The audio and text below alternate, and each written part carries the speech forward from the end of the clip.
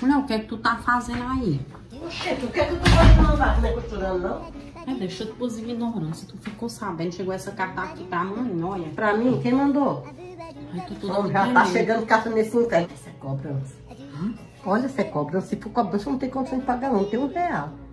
E pra que a mãe faz isso? Mãe, Oxente, eu faço o dito na esperança de pagar, mas a esperança nunca vem. Tô devendo um monte de dinheiro e eu tenho que pagar ainda. O que é, Eu não vou mulher? morrer devendo, não. Diz que a gente morrendo devendo vai pro inferno. Mulher, o que é que tu tá fazendo aí? Oxente, o que é que eu tô fazendo? Não vai comer costurando, não? Deixa eu te pôr ignorância. Tu ficou sabendo, chegou essa carta aqui pra mãe, olha. Pra mim, quem mandou?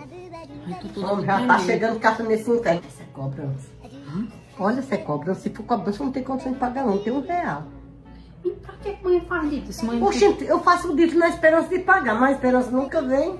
Tô devendo um monte de dinheiro e eu tenho que pagar ainda. o que é, Eu não vou morrer devendo, não. Diz que a gente morrendo devendo vai pro inferno.